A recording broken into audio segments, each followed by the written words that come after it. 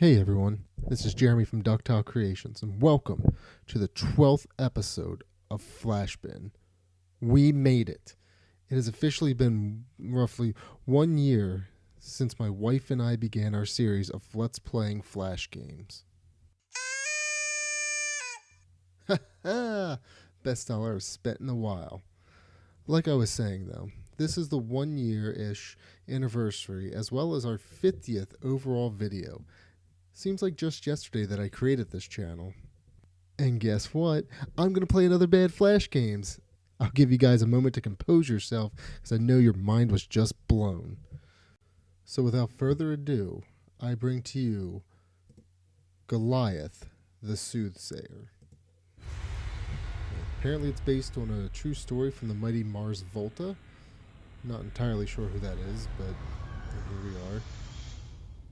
Also, I guess, created by Leffler Web Design, or maybe they did the programming. Supposedly it's in conjunction with Universal Records and Rodriguez Lopez Productions. So all those. Let's let the intro speak for itself.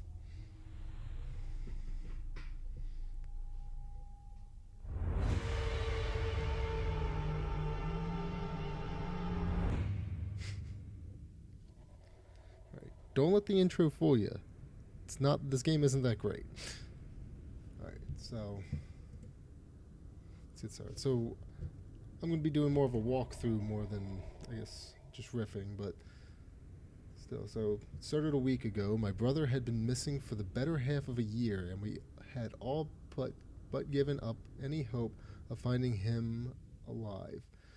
It was as if he just suddenly disappeared from the face of the earth, leaving everyone behind. Could they not have chosen a better font for this? Anyway, it was decided that his affairs and finances should be handled and closed off immediately.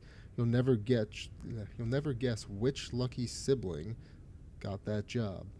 Initially, everything was relatively straightforward and simple. That is, until that first night in my brother's house. Ooh. Strange noises and dark whispers plagued my sleep.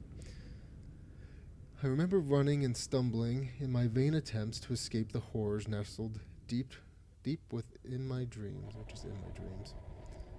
And I awoke the following morning, not in the bed to which I fell victim to exhaustion, but on the cold wooden floors of the attic, with no recollection of how I came to be in this room.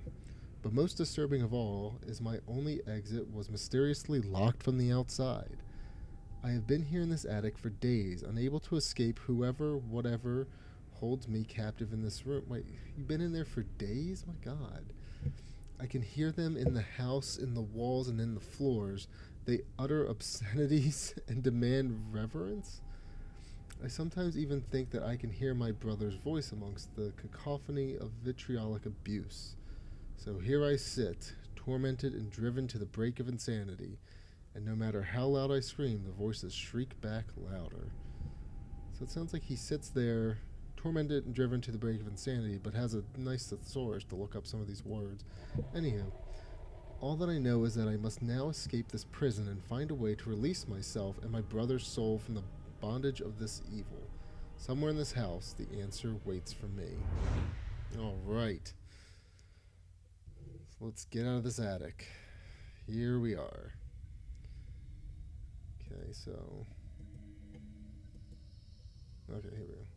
Light streams through the window, though I can see the backyard and the forest that this property backs onto.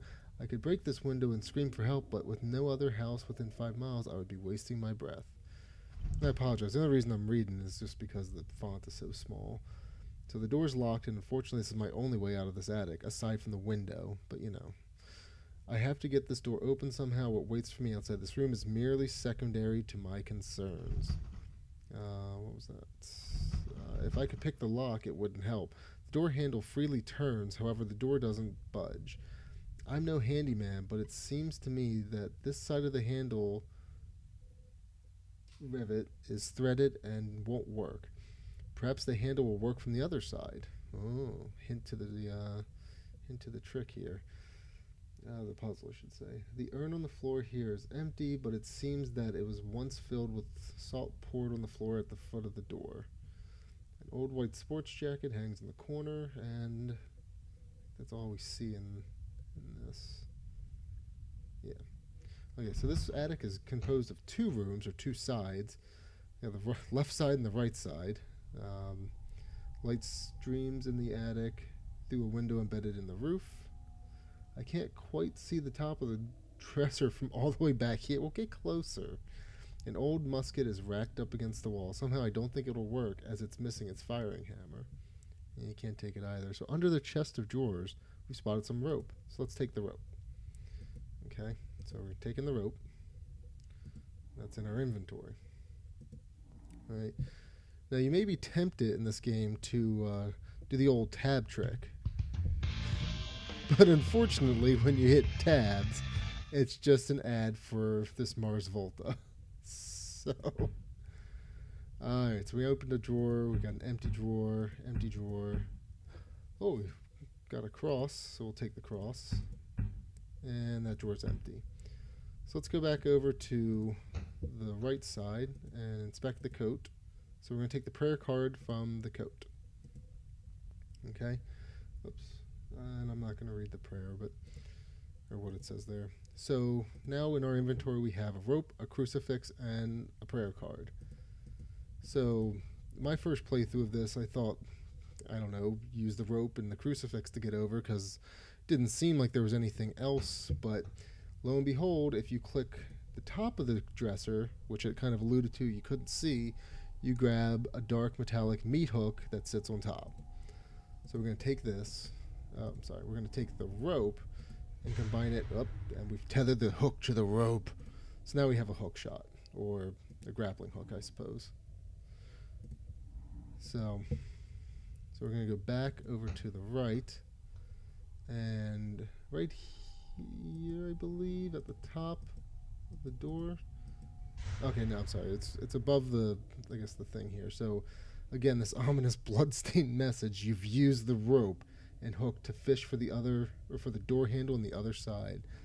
So this is the fun part, though, is trying to actually find said doorknob.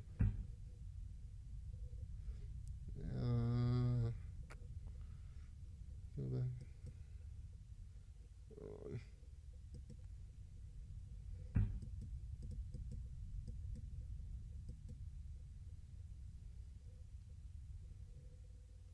This.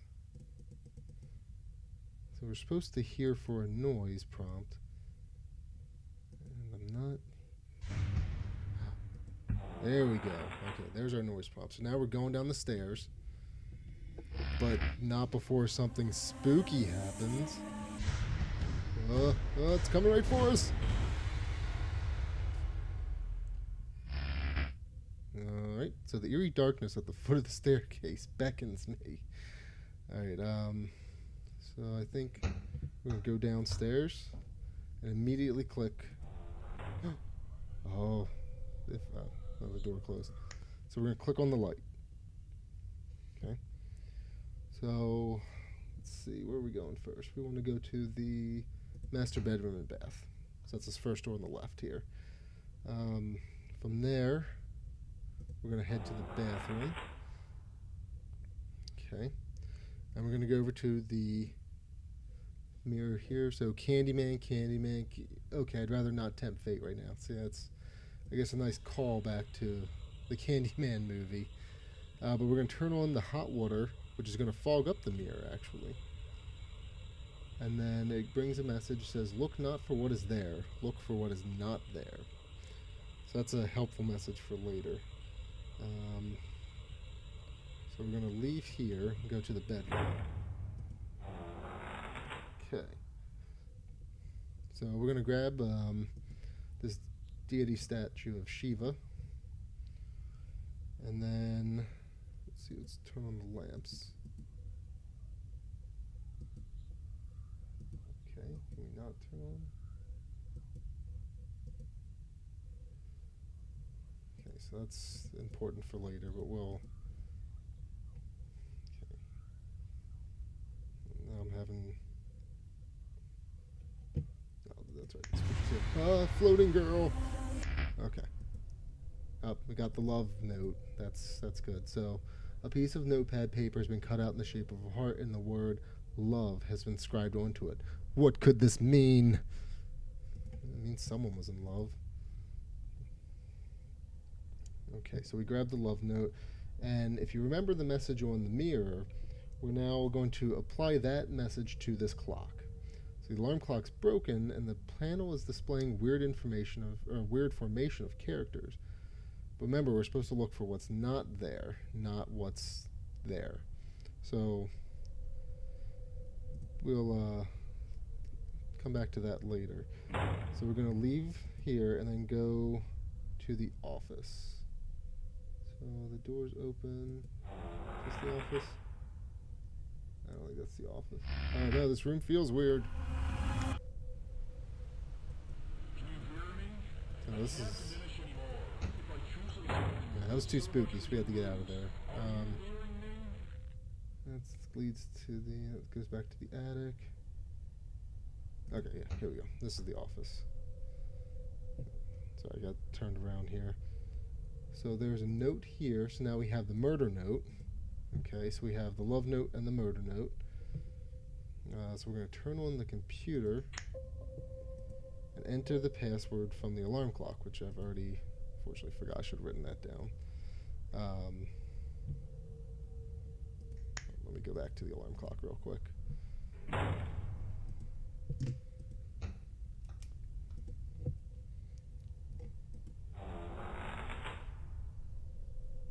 So if we go back to the alarm clock, we see what's not lit up is 0, 4, 6, and 5. He's got 0 here, 4, 6, and 5. Okay, so now we're going to go back to the office and plug that in. Sorry, I guess I should have written that down originally. Alright, so now we're going to hack his computer. So let's get this password in. Whoops, that's not a 5. There we go. Okay, so now we've got some lore.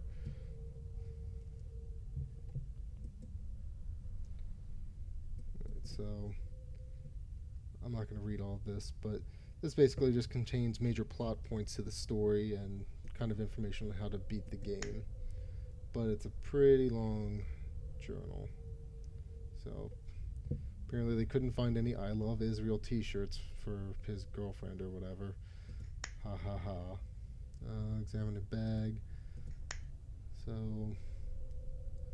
sitting in a terminal. Let's see, well, at some point they end up getting some cursed object, and that's kind of the point of the game.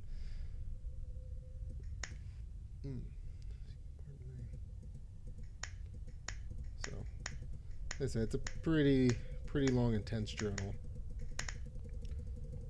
But we're just gonna click through and I guess April 28th is it.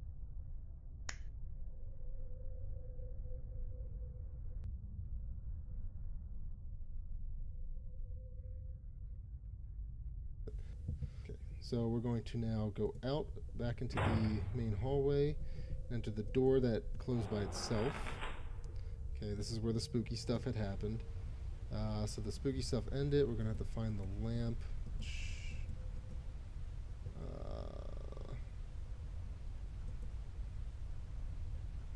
The lamp should be over here somewhere. Maybe we should use the tab trick. Push more Mars Volta. Sorry. There we go. Oh, spooky JPEG. Okay, so from here we're gonna grab the Quran. Of course, just sitting here on the bed, or the table stand here. Right, so let's go back out and head downstairs. Oh, Jesus. Okay, we're going to enter the lounge room and grab this item, which I believe, I don't actually remember the name, the shofar. And there should be a Buddha statue right here. Okay, it's right here in this corner. So we've got that, and we're going to go back to the hallway. And then next we're going to enter the linen closet. So now we're going to grab the lust note, because that's important. And we're going to take this. We're just going to take this painting. This is actually the Shinto Ima, I guess. I think it's also called a prayer board. So at this point, you notice that the closet lit up, and with Holy S, there's a bright light coming from behind this door. Not to mention deep guttural growl coming for the same area. Oh, come on. Not to mention a deep guttural growl coming for the same area. Okay, I'm not sure I want to be going into there. Too bad, we are anyway. Alright, so we're going to click that and get the key. There's a little dangling thing here. And then we're going to turn our attention to the safe here. Okay, so if we grabbed all three notes, which we should have by now, we'll notice that the words on the notes are written inside the shapes, right? So in this case, our love note is a heart. So the first shape is a heart, written the letters. So the numbers correspond with the letters.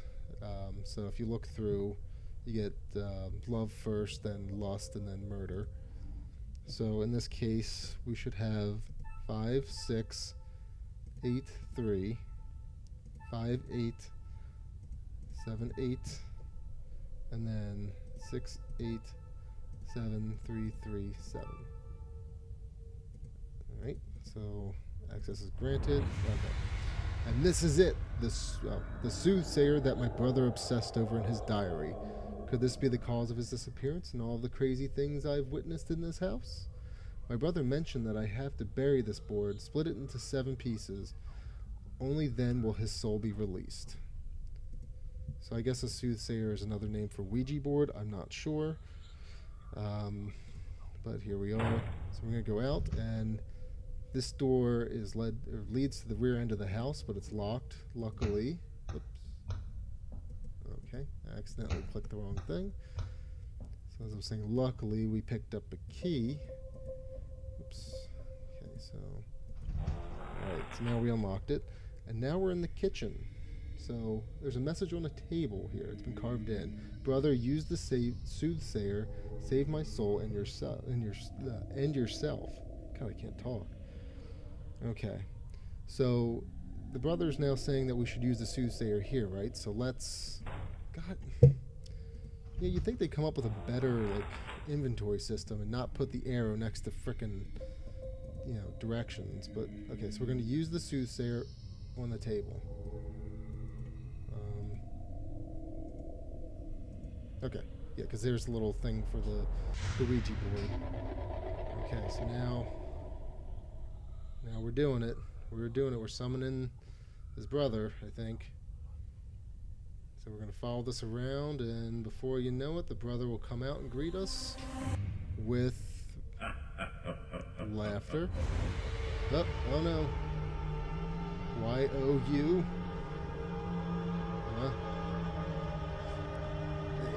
A-R-R. You think they could make this go quicker? I mean, you are min. Oh, mine. Ah. Okay, so that was the first ending to this game, and we're going to try again for the alternate ending. Okay, so as you can imagine, that was the bad ending. So don't use the soothsayer with the Ouija divining glass. Okay, so they do call it Ouija and soothsayer. Oh, there's a scary boy.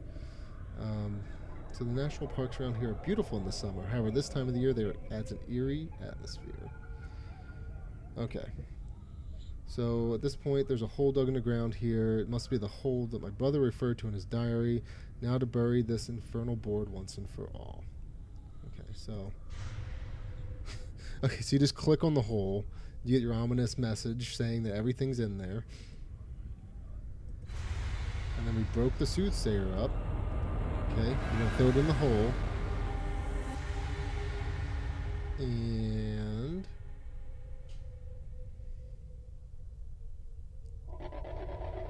Okay, and so Goliath the Soothsayer was no more.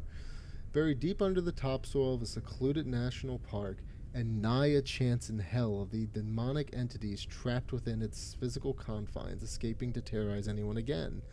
And while the mystery of my brother's disappearance will continue to be an unsolved case, his direction before succumbing to the legion of the Board would set me on the path that to ensure his will would be carried out.